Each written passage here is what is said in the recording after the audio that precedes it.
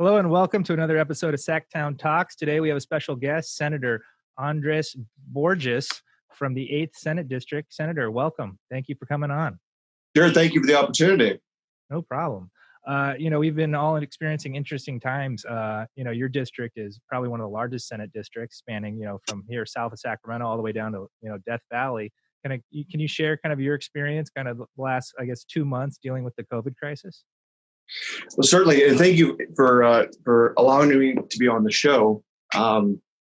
This is my second year in the Senate, and the first year we had a suspended final session because of the drama that happened last year, and now, of course, we have the pandemic. So this has been a very eventful legislative experience, being a senator representing the 8th District.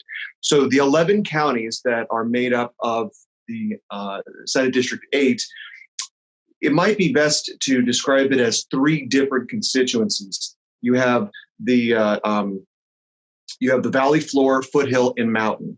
And because you have high north and pretty deep south, you have differing opinions on a number of issues, whether it be water, whether it be transportation. So making certain that the constituency interests are looked after is certainly a challenge. And that's why I love this job, is because it requires me to stay engaged, all the way from Sacramento and Amador counties, all the way down to Fresno and on the east side of the Sierras. So COVID has certainly changed everything in virtually every respect. And I think one thing that has been good is that it's forced us to be very creative. And that means, of course, taking advantage of technology to communicate with folks, engaging further in media outlets, and making certain that people are aware of, for example, COVID-related services, because there's a lot of talking heads that we've seen, whether it be on the traditional news outlets or on Facebook and social media. So we've prided ourselves in making certain that as we've reached out to our folks and even beyond, that we provide access to primary source materials. These are the materials that are not based on opinion, and they're not based on speculation, but they're based on hard science by experts and individuals schooled to be able to provide this information. And I think that has been a very good learning experience for our office and also our constituency, that we're in the business of servicing District 8, but also doing it by providing accurate and reliable information that is not biased by speculation and opinion. Right. Yeah, it's definitely a difficult thing out there with social media. You see so many different opinions. Dealing with 11 counties, kind of how has it been dealing with, the local health officers and kind of informing your constituents about, when they're going to be opening up the next phase and kind of what the future is going to be like? Well, that has certainly been one of the challenges, is keeping contact with all 11 county leadership and the health officers in the respective counties. We came out very early with a couple of things. One, we congratulated Governor Newsom on acting decisively early on to make certain that we took this virus seriously and took appropriate measures and precautions. We came out very early as an office, asking that certain things be done to make certain that the protocols are better observed and implemented. And that meant that phased approach, that restaurants, for example, move into phase 2, and that local entities be given the authority, the local county officials, health officials, be given the authority, because not every county was the same throughout California. I mean, obviously, Fresno County is different than Los Angeles and San Francisco. So the rate of transmission, the ratio of patient to hospital servicing and personnel, dramatically different. So I think, we had a number of letters that we submitted to the governor, many of them bipartisan, asking for local control to be implemented, and he obliged. And I think, Fresno County submitted its plan for phased reopening, Stanislaus, and further on down the line. So I think having that local control and not having a one-size-fits-all for California approach was smart, as long as the health officials and the Board of Supervisors implemented and abided by the approved health guidelines and protocols. That was a sticking point for us. We did not want everything to open, and we did not want it to be a free-for-all. It had to have been systematic, methodical, and thought through based on science and data. One difficulty, I guess we're kind of seeing now is you're kind of seeing a creep of cases coming, I guess, up the valley, up from LA. Maybe people are attributing this to traveling. So a lot of people are talking about, even though, your counties are closed off, once things start to open, I guess, what do we do about this, I guess, this moving virus or this travel? Have you seen a rise in cases the last 2 weeks, or have things kind of steadied off down there? Well, based on the conversation that I've had with health experts, we had tracing challenges, we had resource and material challenges, and we also had testing challenges. The double edge of testing is, one, you need it to see where you're at, but also by enhanced and increased testing, you're going to have a higher rate of return of positive tests. Doesn't mean a higher fatality rate. You're just going to have more data behind those who are exposed, whether they be symptomatic or asymptomatic. So I think the idea is our numbers will increase, or they were going to inevitably increase based on more testing. Now, the mobility of Californians is always going to be a challenge, especially in the warmer months as they migrate to the beaches, they migrate to the mountains. Some of them do it for recreation. Some of them do it to get away from the exposure in their home territory. And you can't stop that, even though we've seen some of the tribal nations, for example, the Navajo, I think it was in Arizona maybe, that tried to cordon off because of their unique vulnerabilities and enhanced exposure to the virus. But I believe it is going to be inevitable that transmissions will be born out of people traveling. And all you can do is make certain that people take it seriously. This isn't something, I think we've heard, it's not like the flu. It is not something that you can disregard, because if an individual disregards it on his or her own philosophical basis, doesn't mean that they should be allowed to transmit to others who actually are concerned and are abiding by the protocols. So I think as long as people take it seriously, observe the distances as prescribed by the medical representatives, and abide by the county health guidelines, that is the best we can do, because we don't want to relapse. Now, a relapse can occur, but because we know that COVID is bound to be cyclical, it could very well mutate over time as well. So this is something that we're going to live with for a while until we have the antibody or the treatments and the vaccines that we have been told are being tested and underway. Earlier you touched on a fact that you've had, an interesting time here in the legislature since coming aboard in 2018. Can you kind of share your journey to coming to the Senate and kind of what you were doing prior to becoming a senator? Certainly. I'm originally from Phoenix. I went to school mostly back east. Oh, interesting. And what's that? That's interesting. Phoenix to the East Coast to California. Yeah. So I went to school mostly back east. I did work in international affairs, worked overseas in a number of different capacities. And I was given an opportunity after law school to clerk for a federal judge, nationally regarded as the water judge. And it happened to be in a place called Fresno, having not been there before. But for 1 year, I threw myself into Fresno and absolutely loved it. And I met a local girl over at Starbucks. And this girl Anna would become my wife. And even though we sojourned over to Europe for work, we eventually made Fresno home permanently. And I took a job teaching international security over at San Joaquin College of Law, and also did some adjunct teaching over at Middlebury Institute of International Studies in Monterey. And so my PhD is in China, and my academic and professional background is in international affairs and security. But Fresno was going to be home, and I got interested in public service. So I ran and was successful and served a term on the city council, then the board of supervisors. But having an interest in policy, I became interested in serving in the state legislature. And now I'm going into my second year right now. That's interesting. You're probably one of the few members who's ever had I guess, a PhD in political science. Kind of, I guess, how has your study of politics and the science of politics kind of affected your governing, and how Good realistic is question. the study to what you're actually doing? That's a really good question. From an academic standpoint, um, someone who studies in these disciplines, in these areas, it's very easy to get tied into, higher intellectual thought and product.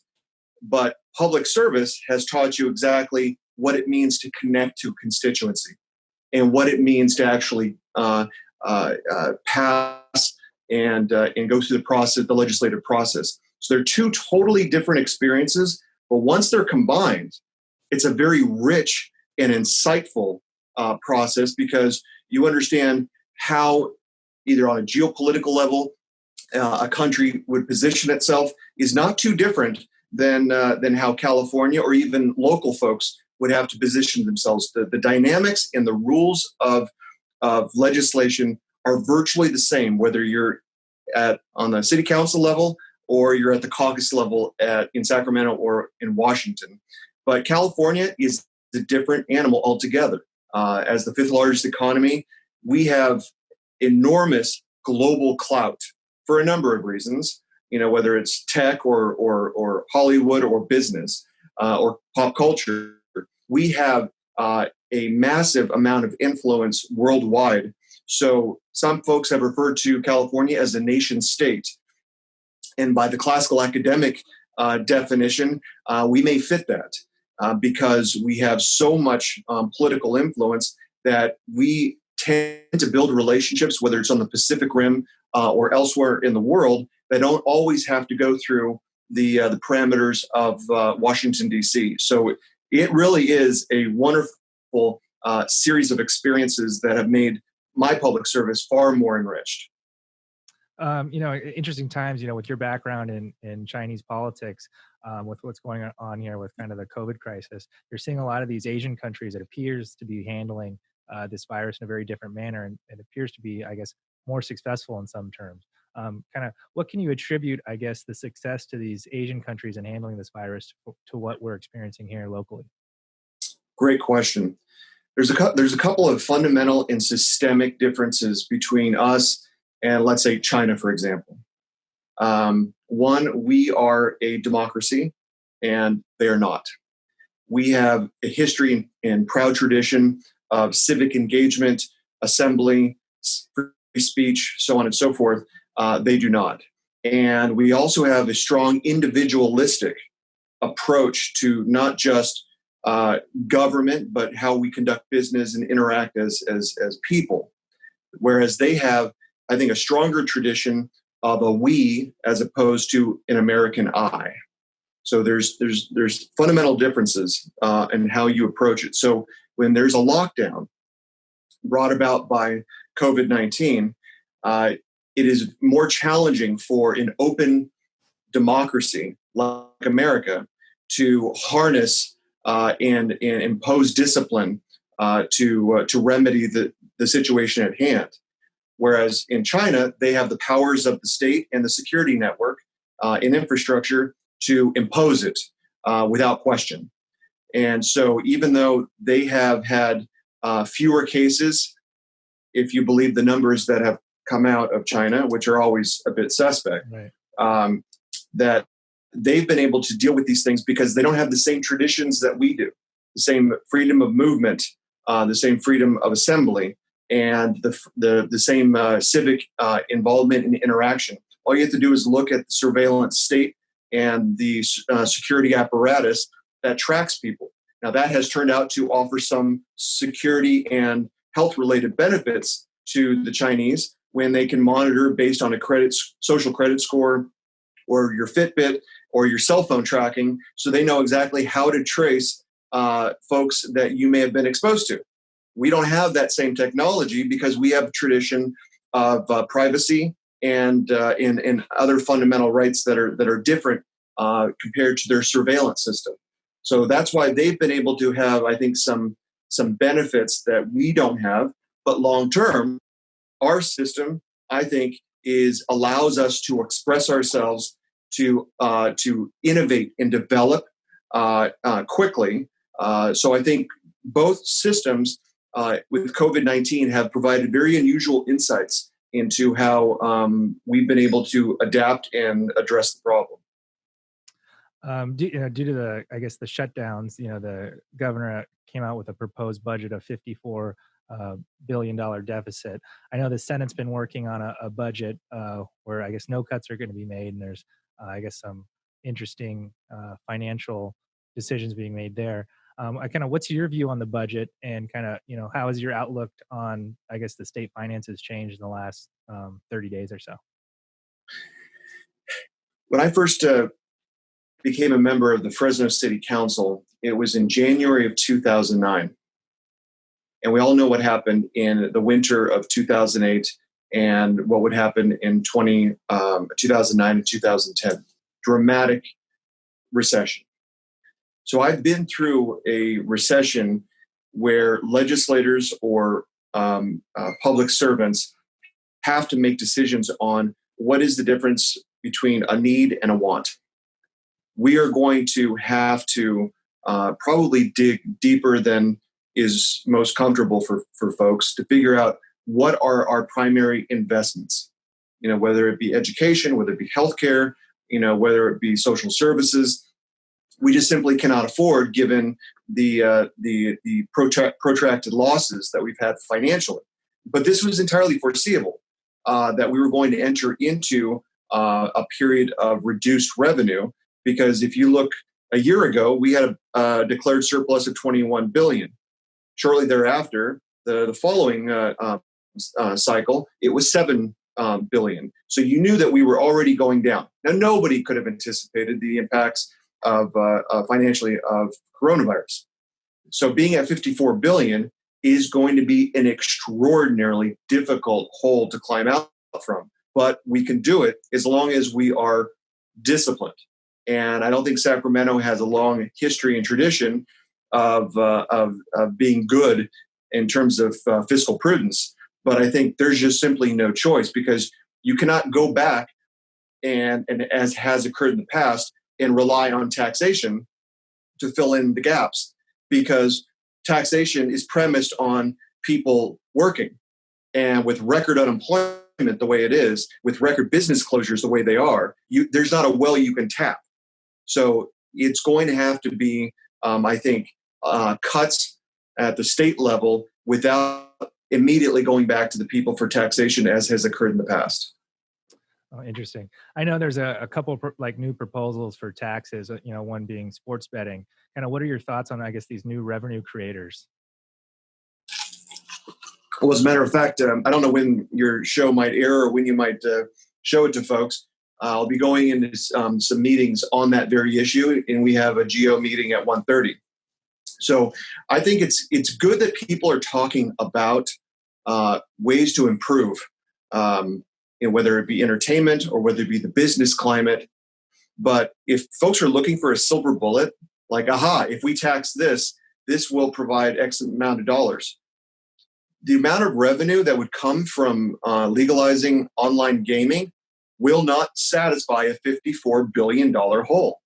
So let's just be clear. It will require systemic, comprehensive evaluation of what our priorities are, and cuts are going to be inevitable. To think otherwise would assume that we could print money like Washington and California can't. That's right. One big difference. Exactly. I guess a lot of members had some plans this year. Leadership has asked them to reduce their bill load. How has your legislative package changed now that the COVID crisis is here and people have had to scale back a bit? It's been decimated, and I think the request by the pro tem, once we realized the gravity of the health crisis, was that we should focus our legislative efforts on one, emergency-related responses. The second is legislation pertaining to COVID or recovery from COVID, housing, homelessness, and wildfires. So those are the three categories that leadership had said, folks, we can't tell you that you must eliminate everything else, but when you lose, 9 or 10 weeks of a legislative session, there's just not enough time because we're still constitutionally bound to complete what needs to be done by August. So I had about 12 to 15 bills, almost all of them researched and in print and ready to rock and roll. And I thought, as a team player, I'm going to have to scrap almost all of them. So I put forward 3 that were related to COVID and the business climate, and instead focused on building a coalition in the Central Valley, a bipartisan coalition, because that's more my style. It's more my philosophy. We tend to be overlooked historically. The Central Valley does, because we don't have the numbers in Sacramento. So we need to stick together and build on things that are of mutual interest. And so one of the few things that we did together that I had spearheaded was asking the governor to open up, to have restaurants be incorporated into phase 2, because that's a significant part of the ag-related and restaurant leisure economy of the Central Valley. And he obliged and allowed restaurants to be incorporated into phase 2 or 2.5, if you will. And so we were very happy to get a response from the governor and hear from him. The other thing that we're working on is I had a bipartisan letter signed by Republican and Democrat Assembly members, Republican and Democrat senators, asking that the governor use executive authority under Article 17 of the Emergency Services Act to allow for civil immunity for businesses, so business protection against COVID-related lawsuits. Now, we can just imagine that after all these businesses have been shut for 8 to 10 weeks and some even longer, that all it takes is a little imagination and foresight to know that there would be some opportunistic plaintiffs' attorneys looking to create class actions, or individuals looking to hold some folks accountable for contracting COVID. That would absolutely chill our economy and disincentivize businesses reopening, on the condition that those businesses and employees are implementing and abiding by the required health protocols and guidelines, whether they be at the state level or state approved at the county level. And so, in fact, I'll be chatting with the governor's folks today on whether or not we can create a system that will offer businesses legal protections. So that sounds like basically you would get a safe harbor as long as you followed the state guidelines. Exactly. Because imagine you're a buyer of produce, and someone claims that the tomato wasn't handled properly, or you go to a department store and they take cash instead of ATM, and the transaction was dealt that way, or you go to a restaurant. You can just imagine any scenario where that would occur would absolutely not just chill the business, but possibly disincentivize them from opening up entirely. And this is a lot has to do with mom and pop small business, which is still the backbone of the California economy. But there's a number of bills. I got one of my bills was, and that was approved out of GO. That is designed. It's a COVID bill that is designed to allow regulatory and administrative department heads that if a business is acting in good faith in trying to be compliant with relevant regulations, that they work with them and give them the authority not to impose penalties. Because sometimes some of these penalties are formulaic and mandatory, meaning that the regulatory body doesn't have the authority to decrease them or waive them. Right. In this environment, we need to help businesses in as many capacities as possible. You mentioned today that you have, a GO hearing today. Kind of how has it been coming back to the Capitol and adjusting to these new protocols? Well, I don't have too much experience. I've only been here for about half an hour because I was appearing remotely based on some health issues involving my family. I was appearing remotely for the last 2 weeks. So this is my first foray back into the building. And I got to tell you, coming back to Sacramento and in having protests last night and in trying to get into the building with the new enhanced security, it's an eye opener. I'll tell you that. I guess, speaking about working remotely, I guess, how was, sheltered in place for you, and I guess remotely operating with staff then? A challenge. I'm looking at myself right now. I am desperate for a haircut. No, but I have my wife Anna and I have two little boys, elementary school age, and on a almost daily basis, they were climbing the walls, and I realized that I wasn't as good an educator as I thought I was. Right. Doing what they do in school, and we were lucky. We were still working, but when you think about on a bread and butter basis, you have a lot of folks that have either lost their jobs or they're being asked to look after their kids and work remotely. And if you have elderly, you can't see them. So this hits home with me because my father's 90 years old, and we have two elderly folks on my wife's side, one of whom was going through medical treatments, and they didn't see their grandparents for 10 weeks. I mean, so everyone has stories of personal sacrifice and loss, but we can get through this. I am firmly of the opinion that as Californians, as Americans, we can get through this. It's just a matter of being disciplined and believing in science and believing in expert recommendations on how you behave and act accordingly, because that will allow our businesses to open up more quickly and for us to get back to some semblance of normalcy. A question I get all the time is kind of timeline wise, when do you think we're going to get to stage 3? When do you think this is going to happen, that happen? I guess, talking with health officers in the governor's office, I guess, do you have a sense when we might be getting to stage 3 and when, I guess, this sense of normalcy you just kind of talked about, when we might attain it? I'm not a health professional. I don't have a background in public health at all. If I were to hazard a guess, that we'll be into stage 3 in a lot of parts of California in relative short order. But people are talking about stage 4 and going to concerts and going to basketball games. I think we need to anticipate that the remnants of these health protocols are going to be with us for an extended period of time. Whether it's temperatures at the entry area, whether it's mandatory, hand cleaning and gloves and masks, I don't know.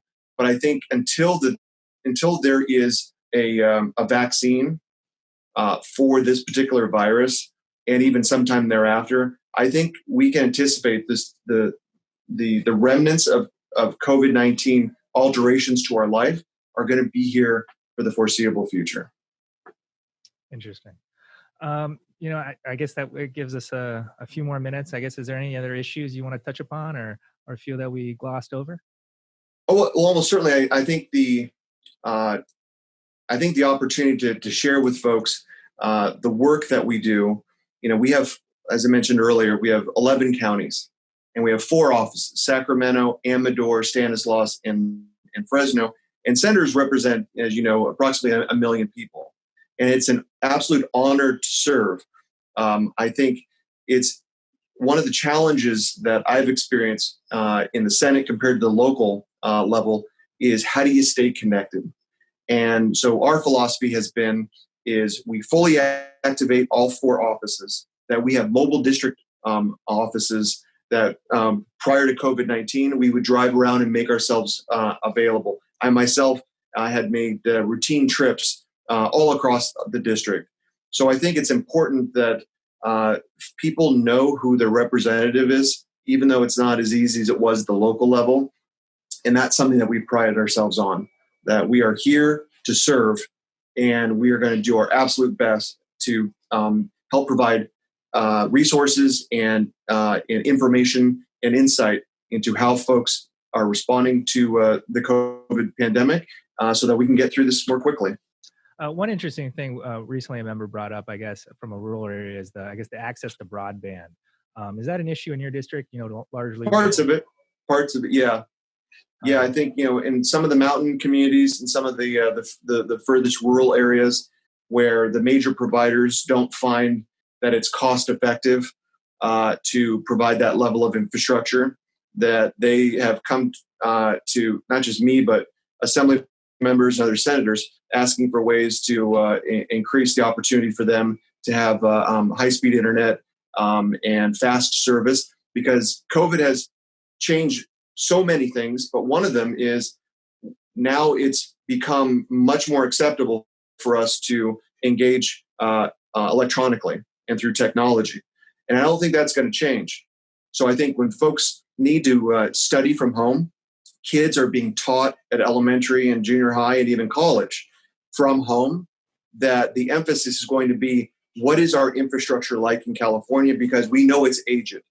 We know that even though we're technologically savvy and advanced as a state and frankly as a nation, our infrastructure is woefully outdated, whether it be roads or broadband or 5G. We need to reinvest in California, and this is a siren's call for us to do what we can to make certain that we prepare for tomorrow today. Well, Senator, thank you so much for joining us. It was a pleasure having you on, and hopefully we can have you on again and touch some more topics. I'd like that. Jerry, it was a pleasure, and please feel free to include me on other shows. Okay, great. Thank you. Take care.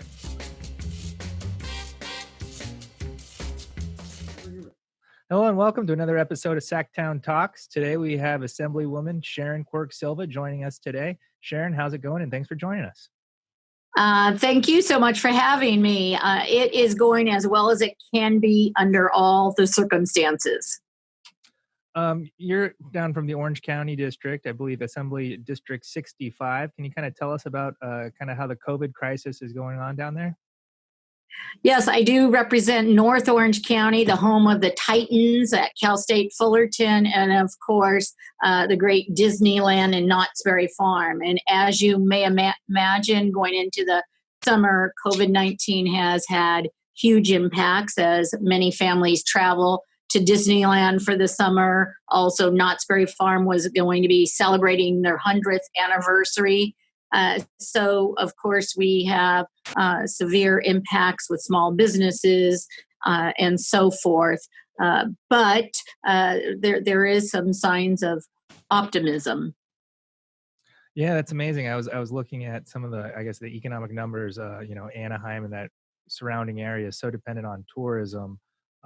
What's been the economic fallout there, and kind of what's the plan to get these places back open?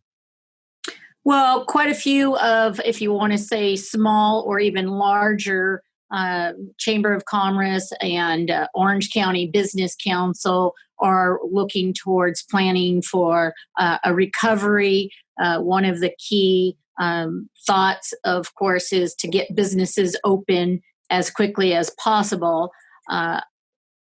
We also, of course, have to take health and the virus serious without opening too quickly. But some of the things we are seeing, for example, Fullerton, where I live, and has a downtown area with some 30 restaurants and activities, they're carving out space on actually the streets to have restaurants be able to spill into the streets and separate tables so that they still can get customers in, making them feel a little safer, using shared spaces on streets and so forth. So there is some economic trends starting to move forward. I know Cal State Fullerton, they still haven't made a final decision on will students return to campus, but they very well might do a hybrid.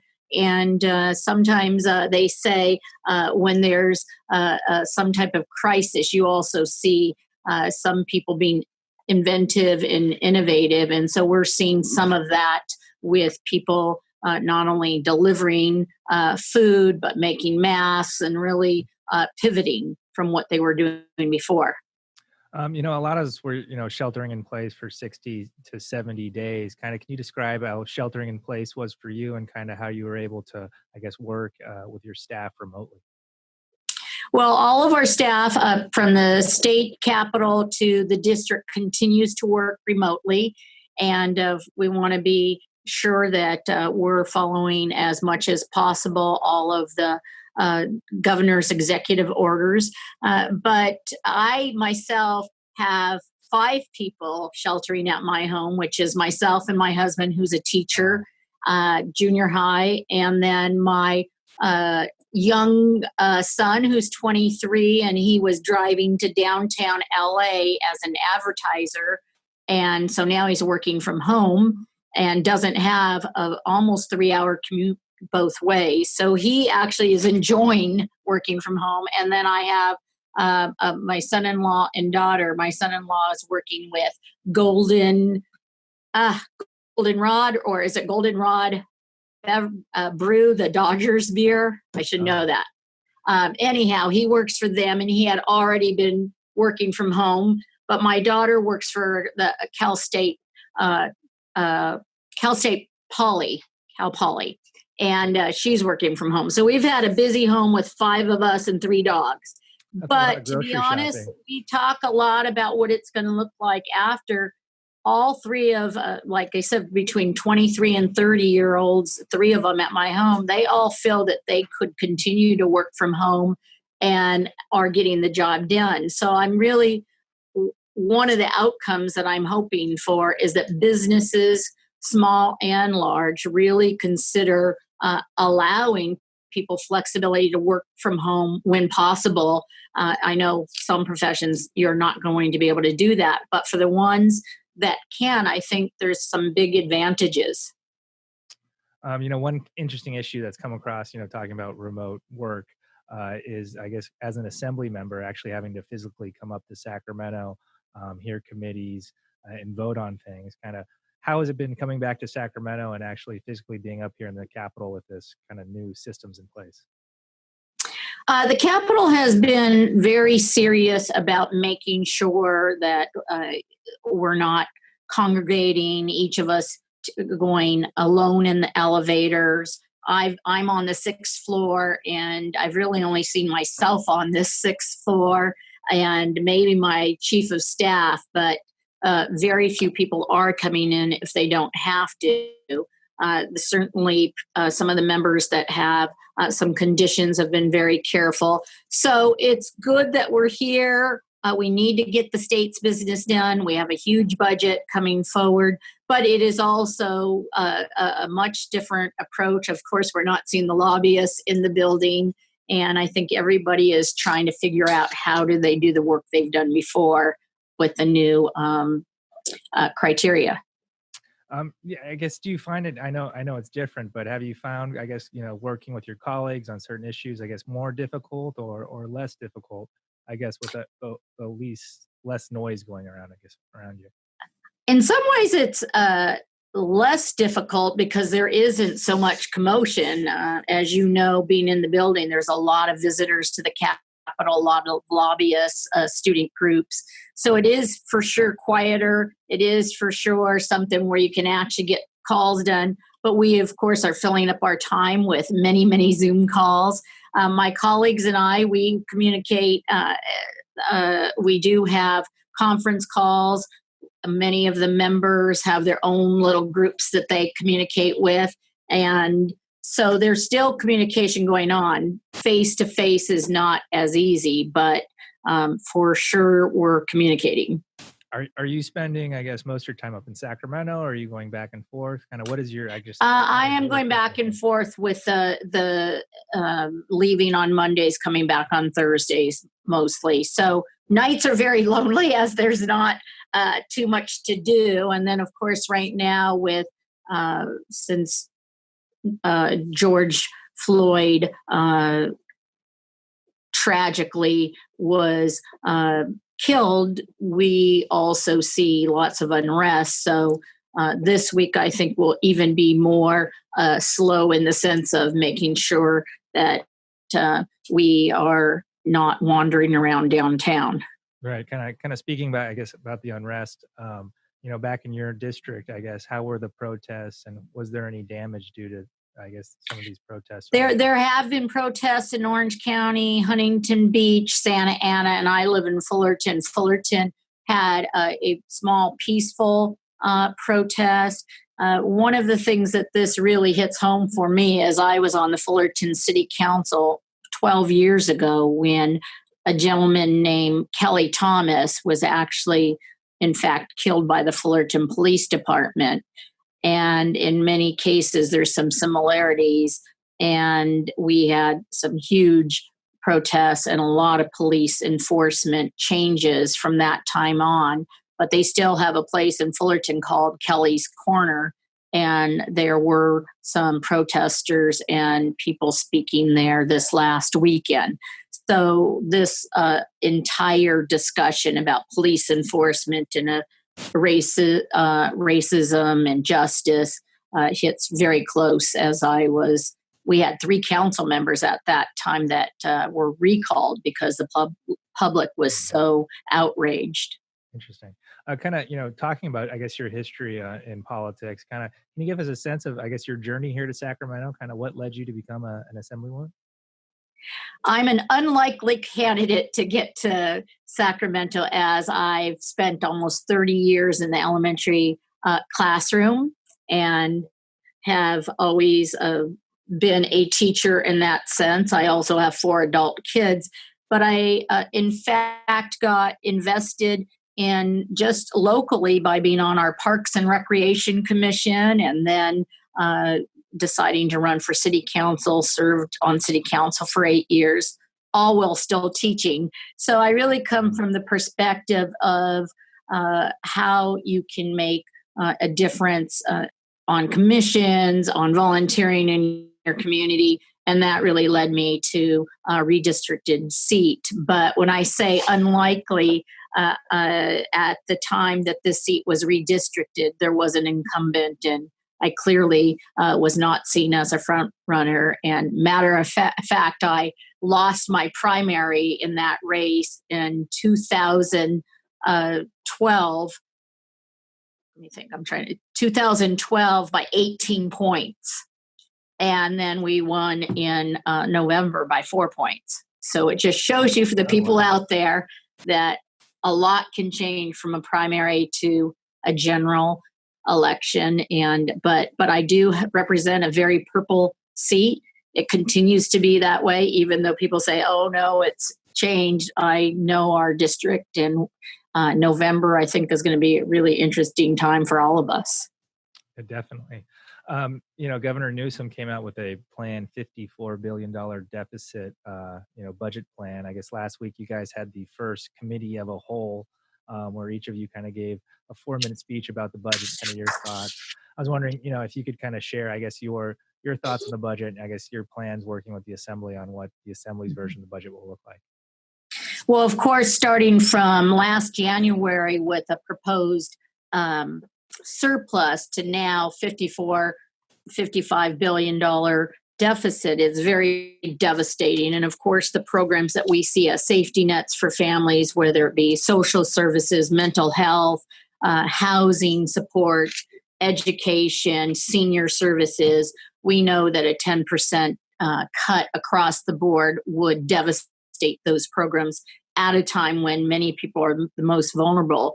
So trying to make sure that we continue to prioritize housing for homelessness, as we had an issue before COVID-19 with homelessness growing, continue to work towards housing people, continue to invest in education, as we know that cuts to education, public education, can not only go very deep, but could really continue to increase that achievement gap that we see so persistent in education. So investing in education, and then, of course, public safety is always at the top of the list as far as people in their communities wanting to make sure that they feel that they can go out to their neighborhoods and do the things that they need to do. Normally this time of year, you guys would be meeting in, I guess, conference committees to I guess, shuffle through and balance what the Senate's doing and what you guys are doing. Kind of, can you explain, I guess, how you guys are going to reconcile the Senate budget versus your budget? Well, the Senate budget has already been out, and the Assembly budget will be coming out, I believe, tomorrow. And as in the past, we will definitely have some areas we agree on as far as wanting to move together on from the Senate and Assembly, but there will be some areas that we need to hammer out. Some of those areas are going to include areas where there might be revenue that can be brought forward, but the disagreements may be on how that revenue is going to be brought forward or acquired. So example may be on using funds that are in protected areas. It could be adding a tax, for example, and again, don't fall over, but there is discussions about possibly looking at taxing the jewel tobacco, that type of product that has already been in the past. Tobacco was taxed, but this is the new products that are out there. Looking for ways that the federal government can help. But in the end, the Assembly and Senate will have a budget that they will agree upon. And then it's also taking the third part, which is the governors may revise and working that together so we can have something that the majority of us can say yes to. Prior to the COVID crisis in March, a lot of members had, 20 to 30 bills. Leadership has asked them to, I guess, pare down and focus on some of the main ones. Can you kind of, I guess, describe about your bill package and how it's changed through this crisis? Yes, we also had, I think, over 25 bills, and we immediately cut more than 50% of those bills. Many of them had to do with education, again, as I'm a former teacher. But we also had some bills that we were working with business. For example, we had been working with Wahoo's Tacos, the owner who's from Orange County, for quite a long time on a bill for gray water. And this would be able to reuse water in the dishwasher cycle, which would save water and money, but we've put that bill now on hold. And so we really had to look at our packages and say, does this focus on health? Does it focus on COVID-19? And would it be constructive to bring forward with this budget cycle? So we have a very slim package now. One is a mental health bill that, as we know, many people who suffer from mental health can also suffer from addiction. And this would say the county mental health departments can treat addiction and mental health together, which, believe it or not, is actually not done. So that would be a big step forward. That's one of them. And then we have a more local issue, but it would be statewide, which is to stabilize rents for mobile home park owners or mobile home people who rent from a mobile home park owner. Last year was a big rent stabilization bill in the housing for apartments. This would then apply to rents in mobile park homes. And as you know, these are homes that many seniors live in. They're considered affordable, but when those rents continue to go up, they're just not going to be affordable. I guess that's a good point. That I guess mobile homes are often probably one of the forgotten aspects in this housing crisis, especially in your area, I guess, where land values are rising so high. I imagine the ground leases for those mobile homes are getting quite unaffordable. Right. And we have some owners that have bought older mobile homes and then increased the rent by 20%, and it continues to go up. And this is really affecting the future housing for the people who are living there, as they just cannot afford that. And that's actually what happened in Fullerton and Anaheim. So it's kind of pushed me to see what we can do to keep those people in their mobile home. But the mobile homes are not mobile. We know that. Right. Yeah. In dealing, I guess, with the county health officials in Orange County, and talking about, I guess, some of these larger businesses that the county is very dependent on, such as theme parks. Kind of, have they given you a time frame or an idea of when we could start seeing these, these theme parks start reopening in stage 3? Well, I know Disneyland, I believe, and again, I read that, and I'm not sure if it's from Disney in Florida or in Anaheim, but I thought the middle of July is when they're hoping to start to reopen. We also know that all of our entertainment venues are going to look different as far as capacity and as far as crowds. Disneyland in Anaheim were, before COVID-19, were having such huge attendance that they had actually had to close their attendance some days because so many people were packed in, and there has not been a loss in interest to go to visit Disneyland. And so I'm assuming as they want to move towards the middle of July, they will have very different capacity numbers. And as we fly back and forth, I'm on Southwest, they are flying at half capacity. So a plane that is filled, instead of 180 passengers, it's actually 90 to have a person between you on the seats. How long, whether it's airlines or restaurants or theme parks and so forth, are going to be able to sustain that? We know that's going to impact their the money that they can generate. But for the moment, I think half is better than none. Right. I guess, can you kind of describe, a lot of us haven't been in airports, I guess weekly coming into these airports, can you describe, I guess, the process, and I guess, how full are right they now? Yes, right now the airports still seem to be very quiet. They are picking up with people choosing to fly, more people on airplanes. Definitely not the capacity we saw 2 months ago. I'm going to say most, if not all, airlines are requiring masks on the plane. But we still see, I'm going to say about 85% of people going through the airport and getting onto the plane are wearing masks, and about 15% aren't. And the airlines are giving them a mask when they go onto the plane. So there's still a little bit of resistance on the masks. But when they're on the planes, I haven't seen any resistance. They take the mask and put it on. But a lot of the retail shops are still closed in both, Orange County, Sacramento airports. So still quite a bit of an impact. Kind of touching a bit back on your homeless issue that you brought up.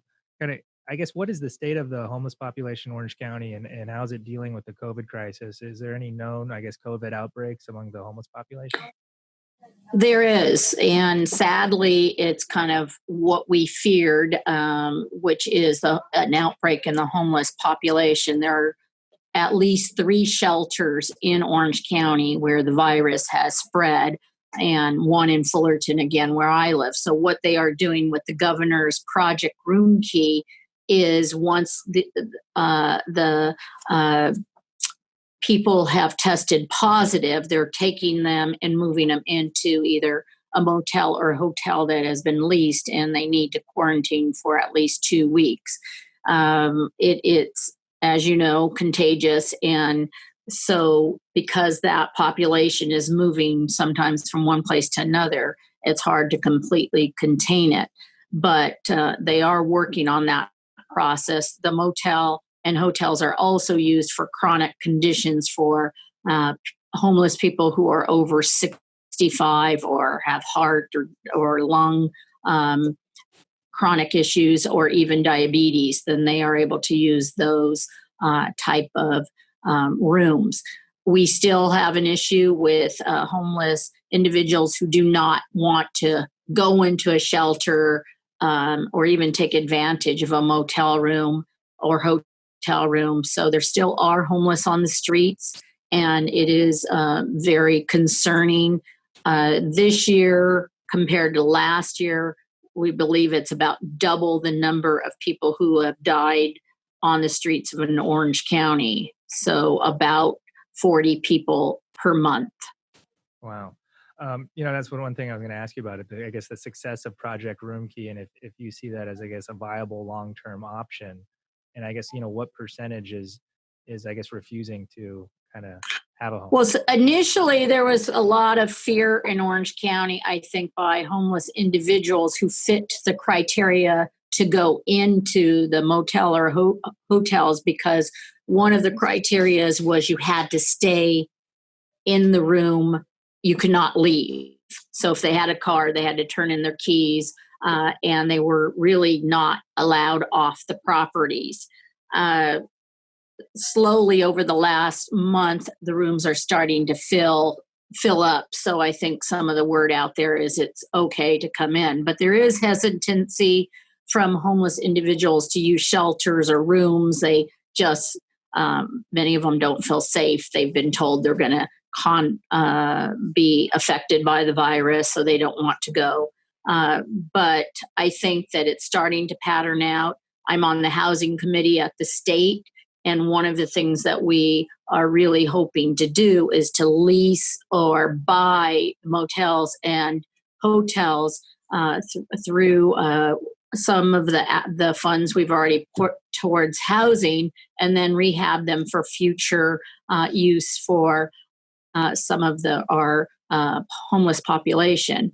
There is some concern with, between our building trades and who's going to rehab them, how is that? And so we're working to make sure that if we can do this, they stay affordable, because that's the whole point of getting affordable housing. I know another issue, a lot of us with young children are dealing with right now is, I guess, access to childcare, having a spot in a daycare, but not, having to go into work, or putting the child in the daycare if it's safe in the daycare. I understand you have a piece of legislation, AB 2883. Can you kind of tell us a little bit about that and kind of what your goal is with that bill? Yeah, that is a child care reimbursement for the child care providers. And even before COVID, we were working on this as when there is a state spot for childcare. Many times it would be like public schools, where you're paid by the child on the days that they go.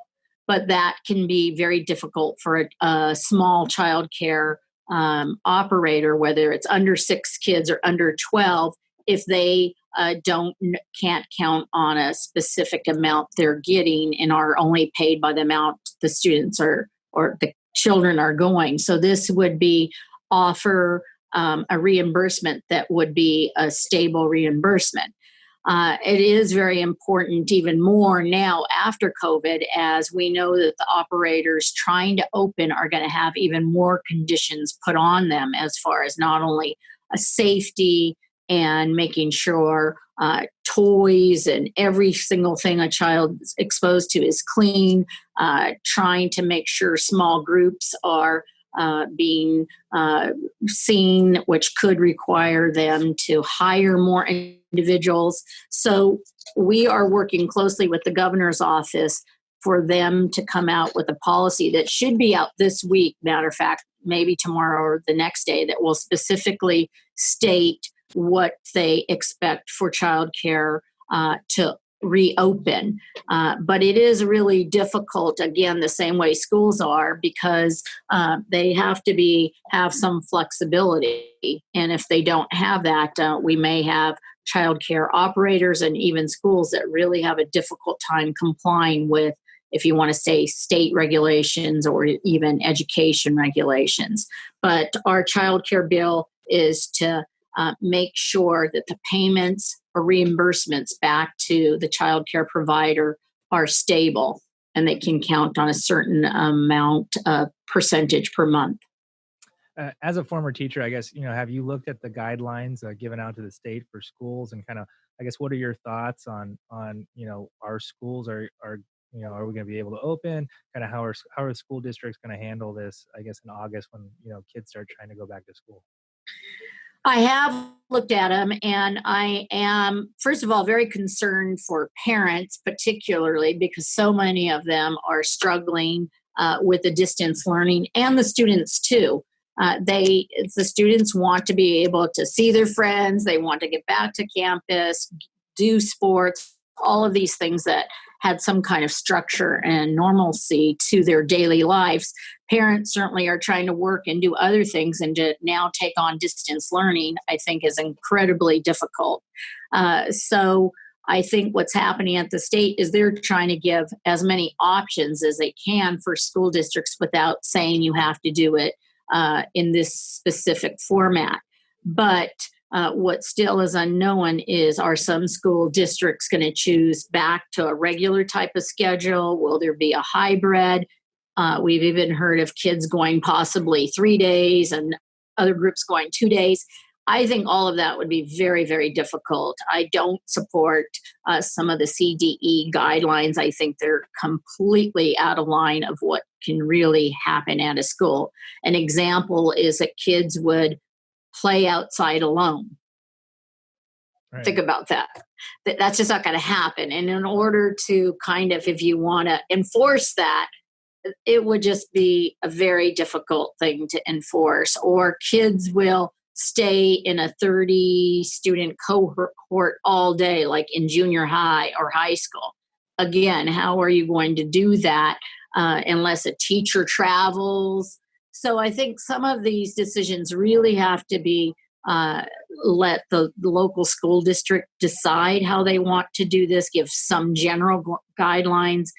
But we have to understand that kids don't seem to be spreading the virus or generating it. So I think the real enforcement has to be for the adults coming to the campus, wearing masks, all of those things, teachers.